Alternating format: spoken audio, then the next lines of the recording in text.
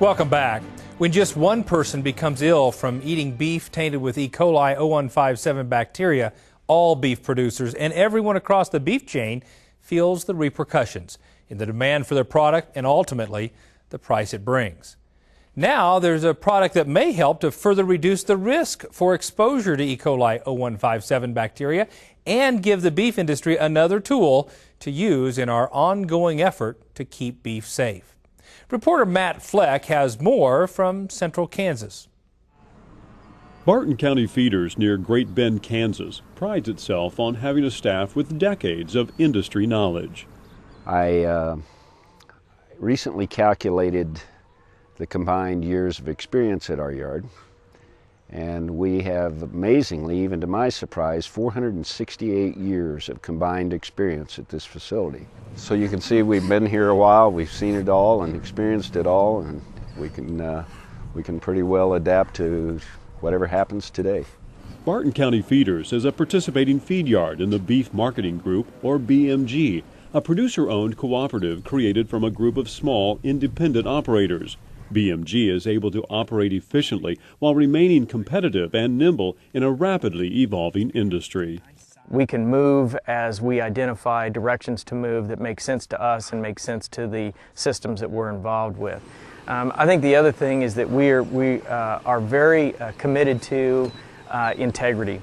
And so we're very careful about situations that we're going to get ourselves in, opportunities that we're going to pursue, but once we decide that that's the direction we're going to go, we are absolutely committed.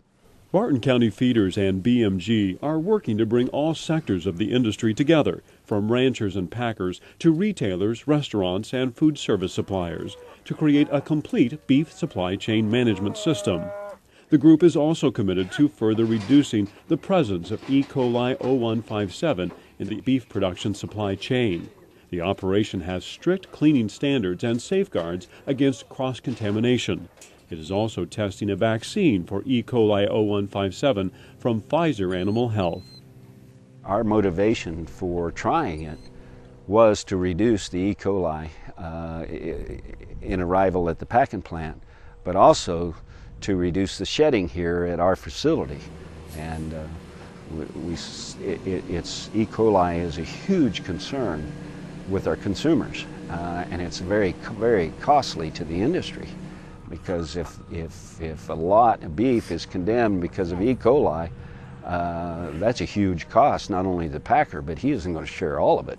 It gets passed along to us, so to all of us, the consumer and the feed yard. Over the last 10 years, the E. coli 0157 has actually cost the beef industry in excess of $3 billion in lost revenues, in perception damage, and lower amounts of demand for our product. Obviously, if you're going to talk about $3 billion, part of that's going to be about $1 billion of that going to the feed yard industry, $1 billion of it going to the packing industry, and the remaining portion of it going to food service retail industry. So it's a lot of money. The Escherichia coli bacterial extract vaccine with SRP technology is the first of its kind for cattle to be used as a pre-harvest intervention in the U.S. on a large scale. It uses the animal's immune system to reduce prevalence and shedding of E. coli 0157 at the source, in the cattle. So the siderophore receptor and porin protein vaccine, SRP, vaccinates against both the passive, the porins, and the active transport, the siderophore receptors, so that the bacteria can't bring iron into it, and it basically suffocates. Iron is to a bacteria like E. coli as oxygen is to us, and so we prevent those bacteria from having that iron capacity, and they can no longer function. What we're trying to do at Pfizer Animal Health, we're trying to control E. coli from the inside of the animal, where it harbors, where it's actually housed. And if we can actually eliminate that, and it looks like we are able to at least reduce the presence of E. coli 015787 in these cattle, we're going to have less animal-to-animal contamination as far as E. coli 015787. So if the cattle have the pathogen reduced in their gut and in their bodies, theory would tell you that then it's going to be reduced in the operation as well. And wouldn't that be a nice thing if we could show that we actually were able to reduce something as concerning as E. coli on an operation from before we use the interventions to after we use the interventions. So we're very concerned about that. We believe it's the right thing to do, and we're learning more and more about it every day. We'll have more from Central Kansas when we return. Welcome back. Let's return to reporter Brian Baxter, who's learning more about how one Kansas operation is working to prevent E. coli in cattle. The Escherichia coli bacterial extract vaccine may reduce the likelihood that cattle would carry E. coli 0157 and thus help reduce the chances that the bacteria could contaminate hide or carcasses, helping the entire beef processing system, from producers and veterinarians to the packers, retailers, and ultimately the consumer.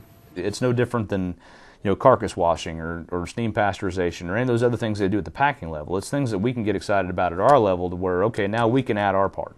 You can take all the pre-harvest interventions that you want that are physical, but without something that's metabolic, that you can really put into the animal and affect the change in the manner that this product potentially has the ability to do.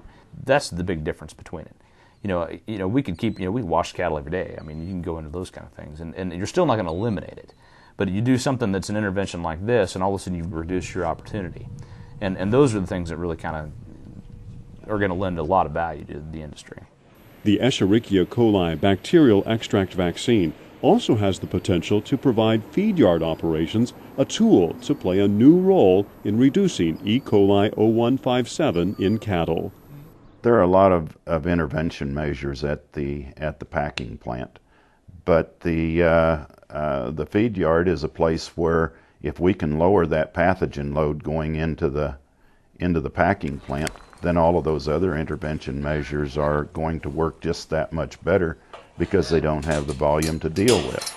The vaccine that we're working with Pfizer on right now to utilize in the feed yards, it's a new intervention measure, but one that we've got a lot of confidence in.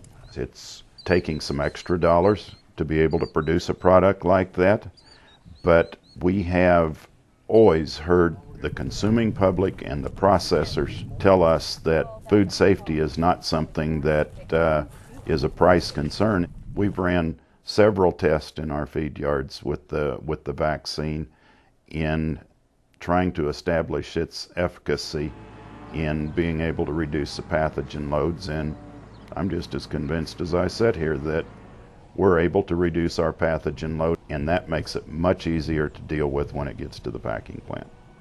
A responsible food safety program requires investment, planning, and commitment from the entire beef industry.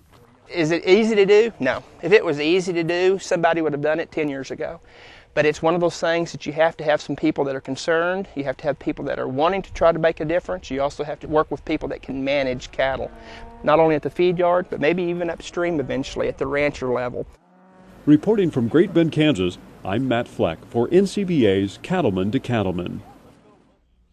If you'd like more information on Pfizer Animal Health's products, including its Escherichia coli bacterial extract vaccine, visit our website at cattlemantocattleman.org.